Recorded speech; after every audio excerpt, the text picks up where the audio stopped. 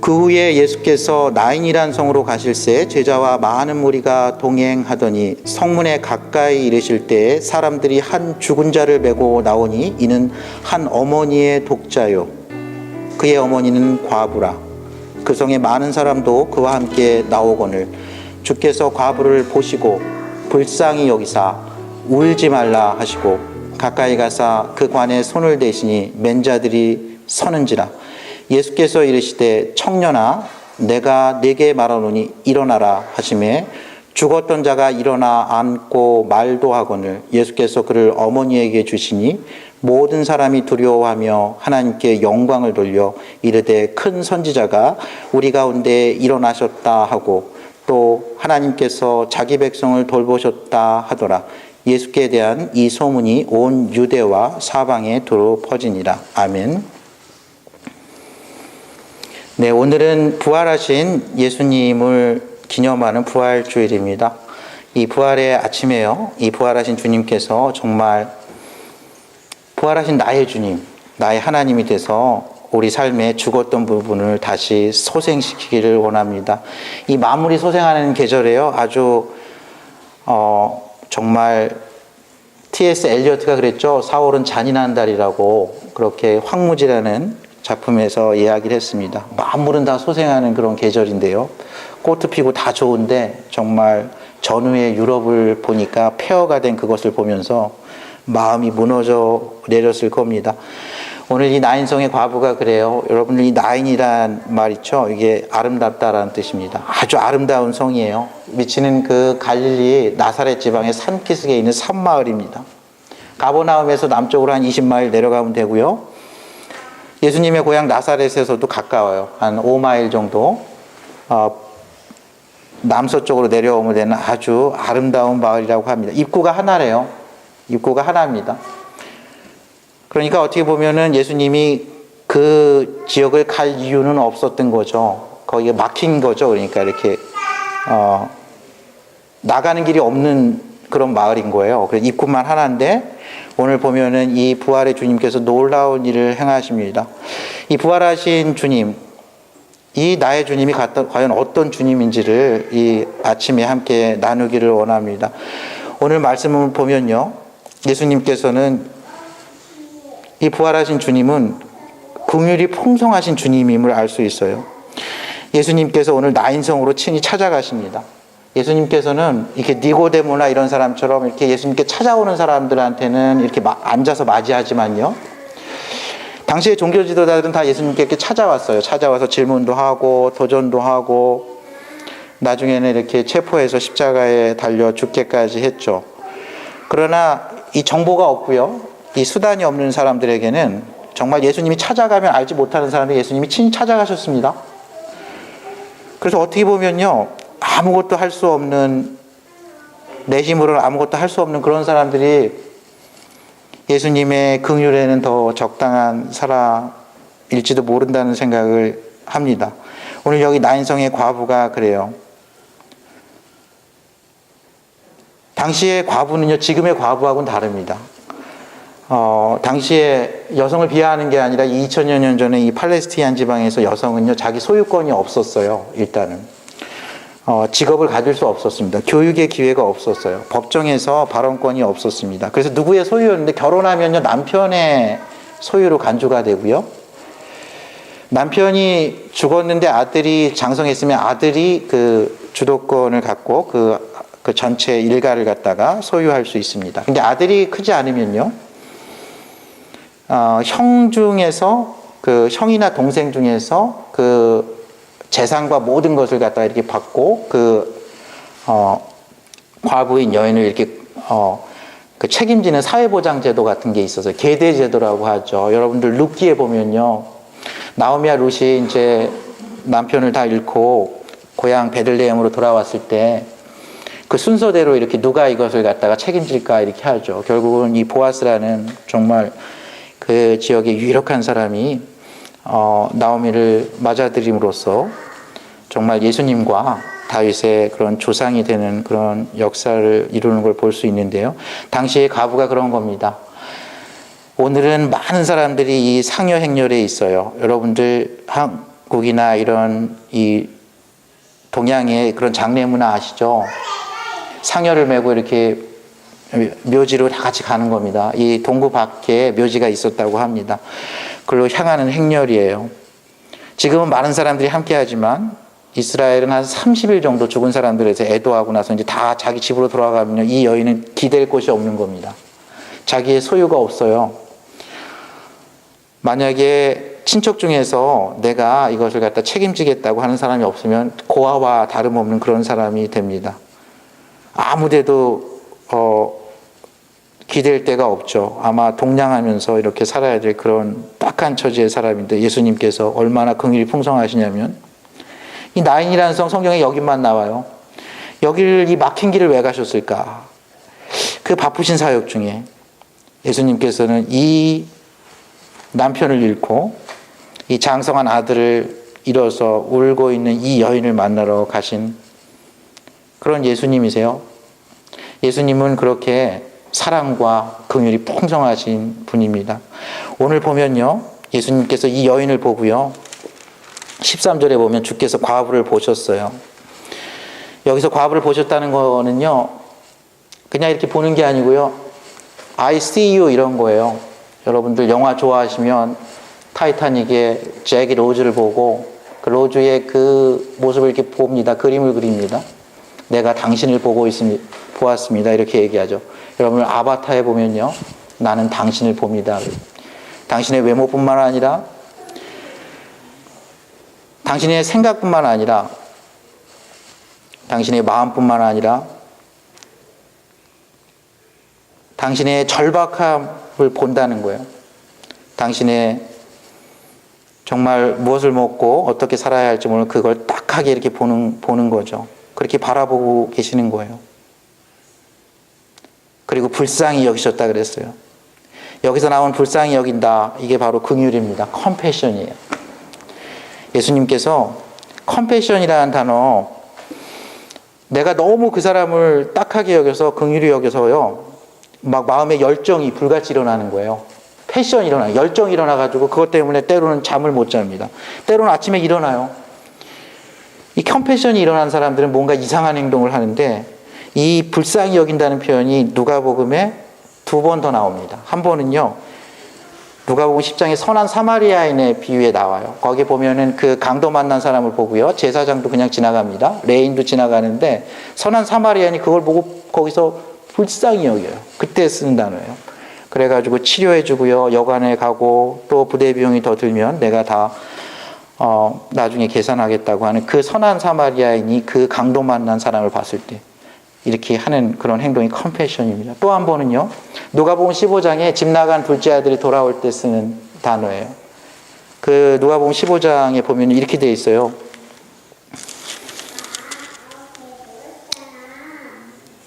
이에 일어나서 아버지께로 돌아가지라. 아직도 거리가 먼데 아버지가 그를 보고 측은히 여겨. 그를 보고 측은히 여겨. 이게 바로 컴패션입니다. 측은지심, 측은히 여기는 마음입니다. 달려가 목을 안고 입을 맞추니. 그리고 잔치를 벌입니다. 손에 가락지, 인장바지를 끼워두고요, 아들의 모든 권세를 이렇게 회복시켜줘요. 예수님께서 이렇게 긍휼히 여기셔서 주께서 친히 이 부활의 주님께서 이 과부를 긍휼히 여기시고 이 나인성에 친히 찾아오는 수고를 아끼지 않으셨어요. 그 과부를 보시고 불쌍히 여기셨어요. 그리고 한마디 합니다. 울지 마라. 이렇게 얘기합니다. 울지 말라. 그리고 가까이 가서요, 그 시체가 있는 관에다 손을 대세요. 그리고 청년아, 내게 말하노니 일어나라 합니다. 이 죽은 청년이요, 그 말씀에 순종해요. 일어납니다. 안고 말도 하고 예수께서 그를 어머니에게 줘요. 가끔 죽다가 살아나는 사람 있죠. 근데 이 청년은요, 죽어가지고 누워 있었던 게 아니에요. 바로 죽음을 적어도 3, 4일이 지났을 텐데 바로 일어나서 앉습니다. 말도 합니다. 어머니에게 가요. 청년 그대로 온전하게 회복됐다는 거예요. 여러분 나중에 천국 가면요, 저희가 오늘 내일 하다가 갑자기 이렇게 죽는 사람이 갑자기 며칠 이렇게 연장이 돼서 2년 더 살고 3년 더 살고 이런 거 아닙니다. 가장 온전한 모습으로 저희가 그걸 알 수 없어요. 근데 그것은 바울은 이렇게 표현했어요. 마치 도토리가 땅에 떨어져서 나중에 떡갈나무가 되는 걸 봐라. 이 상수리 나무가 되는 걸 봐라. 이 에이컨 오브 옥이 오크 트리가 되는 걸 그거랑 비슷할 거라 그랬어요. 저희가 지금 이 온전하지 않은 모습, 아담의 범죄로 인해서 저희가 갖고 있는 그런 어려움이 있죠. 저희 마음의 어려움이 있습니다. 실제적인 어려움이 있어요. 저희 영혼의 어려움이 있습니다. 상황적인 어려움이 있어요. 저희가 결국은 죽음의 길로 가죠. 결국은 병듭니다. 사랑하는 사람을 먼저 떠나보내야 되죠. 때로는 저희가 사랑하는 사람들을 먼저 떠나가게 됩니다. 예수님께서 다시 오시거나 저희가 그렇게 천국으로 향하고 있는 것이 저희 인생의 현실인 것입니다. 근데 저희가 예수님이 다시 이렇게 저희를 부활로 인도할 때는요, 가장 온전한 모습으로, 도토리로 저희가 거듭나는, 다시 영원히 사는 게 아니에요. 그 울창한 그 나무로서 저희는 살 거라고 사도 바울은 고린도전서 15장에서 뭉변적으로 이야기하고 있습니다. 청년은요, 온전하게 다시 일어났어요. 예수님, 부활하신 우리 주님은요, 첫 번째는 긍휼의 주님입니다. 그는 우리를 친히 찾아오시는 주님이에요. 정말 인생의 어떤 때에 정말 한숨을 쉬고 정말 내일을 어떻게 살아갈까, 어떻게 해야 될까, 이렇게 걱정, 근심에 쌓여있는 이 과부와 같은 저희를 보시고요. 그런 그 나인성의 이 풍경을 보시면서, 내가 너를 과부와 같이 홀로 두지 않으리라 하면서 친히 찾아오시는 긍휼의 주님입니다. 울지 말라 하시면서 우리의 어려움을 친히 측은히 여기고 체휼하시는 하나님이에요. 아시는 분이에요. 그분은 우리의 눈물을 아세요. 우리가 잠 못 이루는 밤을 압니다. 그분은 너무나 사랑해서 그 열정을 주체하지 못하는 그런 하나님이에요. 이 과부가 붙던 자격이 있는 게 아닙니다. 여러분들 보면은 예수님이 그 소경 바디메오를 고칠 땐 이렇게 해요. 내가 너를 위해서 무엇을 해주길 원하냐. 그래서 소경이 내가 보기를 원합니다. 그래서 보기를 원합니다. 나병 환자가 왔을 때 이렇게 나병 환자들이 얘기해요. 예수 선생님이요, 우리를 불쌍히 여기소서. 당신께서 원하시면 우리가 나을 수 있나이다. 근데 우리가 원한다 그래요. 우리가 믿는다 그래요. 그래서 낫습니다. 여러분들 그 로마 백부장의 그 사랑하는 종도요, 멀리서 당신이 말만 하면 낫는 걸 내가 믿는다. 내 부하들도 내가 말하면 그대로 하는데 당신 말하면 뭐 하겠냐. 그냥 말만 하셔라. 우리 집 지붕미에 들어올 필요 없다 그래요. 근데 여기서는요, 과부가 어떤 믿음도 없어요. 과부의 어떤 신앙 고백도 없고요. 나를 불쌍히 여기라는 것도 없고요. 내가 믿는다는 것도 없고 내가 원한다는 것도 없고 이 예수님에 대한 어떠한 인식도 없어요. 그냥 죄와 허물로 죽었던 저희를 위해서 예수님께서 친히 육신이 되어서 이 땅에 아무 예고 없이, 아무 저희의 바람과 어떤 소원도 없이 그냥 오신 것과 같이 오신 거예요. 여러분들 생각해 보세요. 그 강도 만난 그 사람, 그 사람을 고친 그 선한 사마리아인 입장에서 어떤 자격이 있겠어요? 그 강도에게 내가 치료를 해주고 여관에 데려가고 그 부비가 더 들 때 그것을 할 어떤 이유도 아무 관계도 없는 사람이거든요. 여러분들 그 둘째 아들 이미 자신의 분깃을 다 받아서 허랑방탕하게 다 쓴 사람이에요. 다시 안 받아들여도 아무 소용없는 사람이에요. 저희는 알아야 합니다. 하나님께서 저희를 긍휼히 보시지 않아도 저희가 아무 할 말 없는 존재예요. 하나님께서 저희를 당신의 자녀 삼아주시지 않아도 저희 그럴 만한 자격이 없는, 저희는 어찌 보면 강도 만난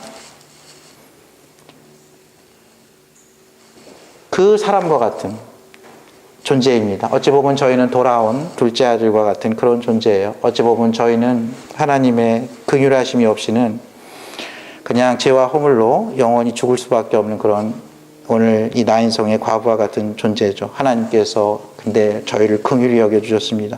하나님은 저희를 긍휼히 여겨주세요. 하나님이 여러분께 찾아올 때 그 긍휼의 주님을 만나시고 울지 마라 그러면 울지 마시기 바랍니다. 일어나라 그러면 일어나시기 바랍니다. 죽은 자도 순종했습니다. 두 번째 우리에게 부활하신 주님은요, 능력의 주님이세요. 그는 죽었던 자를 갖다가요, 말 한마디로 살리십니다. 청년아 일어나라. 다른 게 없어요. 죽었던 자를 살리신 많은 사람, 성경에 이렇게 선지자들이 있는데요. 그들 가장 위대한 선지자로 꼽습니다. 엘리야가 사르밧의 과부의 아들을 살리죠. 엄청나게 기도해서 살립니다. 엘리사가요. 엘리야는 이제 열왕기상 17장에 있고 엘리사는 열왕기하 4장에 있는데 수넴 여인의 아들을 살려요. 정말 이렇게 손과 손을 맞추고요. 정말 최선의 노력을 해서 살려요. 예수님은요. 청년아 일어나라. 이 말 한마디로 삽니다.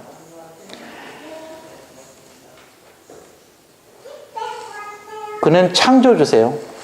우리는 그래서 때로는 눈을 높이 들어서요. 시편 121편의 기자처럼 저희는 그렇게 기도해야 합니다. I lift up my eyes to the mountain, the maker of heaven and earth. 내가 산을 향하여 눈을 들리라. 나의 도움이 어디서 올고 나의 도움이 천지를 지으신 여호와에게서로다. 그는요. 천하 만물을 지으신 주인이라는 거예요. 천하 만물의 운행자라는 거예요. 죽었던 자 살리는 거 일도 아니죠. 왜냐하면 무에서 유를 창조하신 분이거든요. 생명의 근원이시거든요. 병든 자 일으키시는 거 큰일이 아닐 겁니다. 갈릴리 바다의 광풍을 잠잠케 하는 거 큰일이 아닐 거예요. 귀신 들린 자 귀신을 내쫓는 거 큰일이 아닐 겁니다. 여러분들 저희가 가장 두려워하는 게 인생에 있어서 뭡니까? 저희는 그렇게 얘기하죠. 아, 내가 배고파 죽겠다. 내가 추워서 죽겠다. 내가 더워서 죽겠다. 아, 내가 이대로 가다 보면 제대로 못 살겠는걸? 돌아온 탕자 둘째 아들이 그렇잖아요. 아, 내가 여기서는 돼지 열매도 못 먹었다. 이러다 굶어서 죽겠구나. 내 아버지 집에는 풍족한 품꾼이 얼마나 많은고 하면서 돌아갑니다. 부활의 주님은요, 능력의 주님이에요. 모든 것을 아시는 전지하신 주님이고요. 모든 것을 가능케 하시는 전능하신 주님입니다.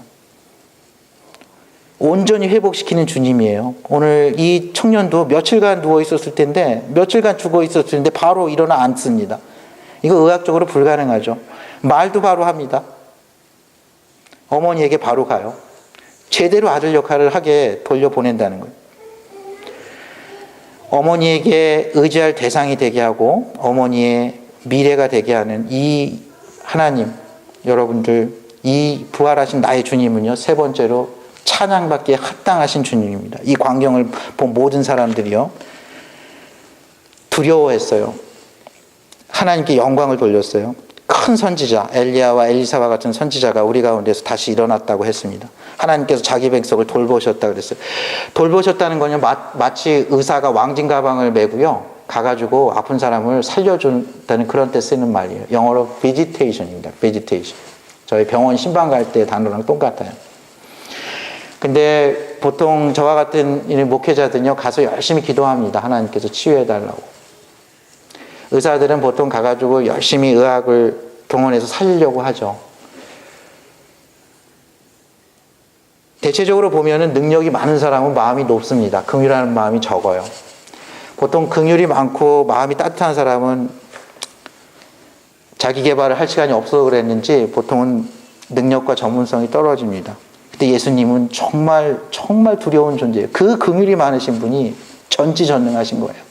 말 한마디로 죽는 자를 살린 걸 봤어요. 여러분, 이런 걸 실제로 봤을 때 어떨 것 같습니까? 그냥 이렇게 산 게 아니에요. 간신히 산 게 아니라 딱 일어나더니 말도 하고요, 앉아가지고, 그러니까 이 청년이 어떻게 죽었는지 몰랐지만 죽기 전까지 보여줬던 거랑 완전히 다른 모습으로 완전히 살아나서 어머니 곁에 딱 서 있었을 때 그 상여를 맨 사람들,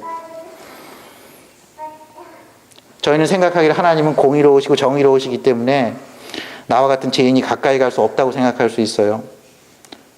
하나님은 전지전능하시기 때문에 나의 모든 잘못도 다 아신다고 생각하실 수 있죠. 그러나 하나님은 우리의 찬양을 받기 참당하신 분인 게, 그분은 우리를 긍휼히 여길 때는요, 마치 아비가 자식을 불쌍히 여김처럼 봅니다. 그 유모가 어떻게 젖 먹는 아이를 잊겠느냐, 그런 마음으로 봐요. 유모의 어머니의 마음으로 보고요, 아버지의 마음으로 봅니다. 얼마나 사랑이 많은지. 그리고 같이 그렇게 울어주는 것만 해도 대단한데, 그냥 우는 게 다가 아니고 울지 마라 그래요. 일어나라 그래요. 왜냐하면 울음을 그치게 해주실 수 있는 분이기 때문이죠. 여러분들 나중에 하나님 나라 가면요, 그곳에 눈물이 없습니다. 그곳에는 애통하는 것이나 곡하는 것이 없다 그래서 죽음이 없다는 얘기예요. 그곳은 온전한 사랑과 평화가 있다는 거죠. 우리의 부활하신 주님은요, 인간의 모든 생사화복과 인류사를 주관하시는 분입니다. 그분은 위대하시고 공의로우신 동시에 신실하시며 은혜로우십니다. 그는 우리의 모든 것을 아시지만 우리의 부족한 부분을 더 잘 아세요. 우리의 눈물을 아세요. 그리고 우리의 부족한 부분을 채워주실 수 있는 전능하신 하나님입니다. 우리의 필요를 채워주시는 하나님이세요. 오늘 하나님께서 그의 자기 백성을 돌보신 것처럼 우리를 오늘 이 자리에서 돌보십니다. 그분 찬양받기에 합당하신 분이에요. 그 주님은 영광 받으시기에 합당하신 분입니다. 그분은 우리의 경외를 받기에 합당하신 주님이에요. 저희가 오늘 찬양했죠.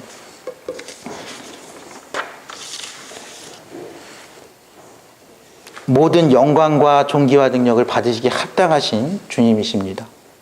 그 그리스도 살아계신 하나님은요, 홀로 찬양받기에 합당하신 모든 이름에 뛰어난 이름이 되십니다. 저희에게 이 찬양 부르면서 참 마음이 걸리는 부분이 있어요. 이 Because He Lives라는 찬양, 저희가 오늘 이제 말씀 마치고 성찬식하고 마침 찬양으로 부를 건데요. 살아계신 주 나의 참된 소망, 걱정 근심 전혀 없네. 이 걱정 근심 전혀 없네, 이게 거짓말 같은 이야기잖아요. 저희는 걱정 근심이 넘치고 넘칩니다. 하나의 걱정과 근심이 해결되면 다음 게 있죠. 그러나 저희가 이 찬양의 원 제목이 Because He Lives예요. 걱정 근심이 없기 때문에 없는 게 아니라 그 하나님께서 살아계시고 날 위해서 오신 긍휼의 하나님이시고 나의 모든 형편을 아시는, 모든 것을 아시는 전지하신 하나님이고 그것을 어찌할 수 있는 전능하신 하나님이고 우리는 주 안에서 거듭난 생명을 얻는 하나님의 자녀이기 때문입니다. 그 기쁨과 확신을 가지고 예수님께서 도우신 것을 믿기 때문에 저희가 사랑의 주님, 나의 갈 길을 인도하시니 내 모든 삶의 기쁨이 늘 충만하다고 고백할 수 있는 겁니다.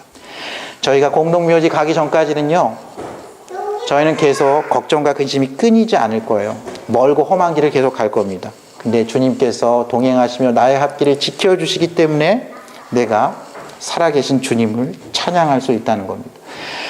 이 마을에 많은 사람들이 공동묘지를 향하고 있어요. 근데 한 무리 예수님의 제자들은 나인성으로 가고 있어요. 막힌 길로 가고 있어요. 그리고 그들이 맞닥뜨렸습니다. 사망 권세를 지신 사망 권세와 생명의 근원이 맞닥뜨린 이 나인성 어귀에서 예수님께서 이 청년을 살리고 모든 행렬을 유턴시키신 거예요. 여러분 주위에 공동묘지를 향하고 있는 사람이 있으면요, 그것을 유턴시킬 분 저와 여러분이 아닙니다.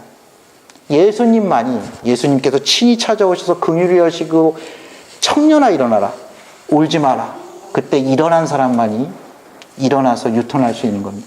그런데 저희는 그걸 위해서 기도할 수 있어요. 하나님은 기도에 응답하십니다. 하나님께 나아가는 저와 여러분은요, 이 살아계신 주님께 믿음으로 기도해야 합니다. 믿음으로 하나님께 나아가는 자는 반드시 상 주신다고 하나님께서 말씀하셨어요. 저희는 예수 그리스도 이름으로 기도해야 돼요. 그는 긍휼이 풍성하시고요, 사랑이 풍성하시고 능력의 주님이시고 우리의 기도와 찬양과 영광 받기에 합당하신 주님입니다. 저와 여러분의 남은 여생이 이 살아계신 하나님 함께 찬양하며 영광 돌리며 하나님께 기도하며 그 풍성한 사랑, 그 풍성한 삶의 기쁨 함께 누리는 축복된 인생 되기를 부활하신 우리 구주 예수 그리스도 이름으로 축원드립니다. 함께 기도하시겠습니다.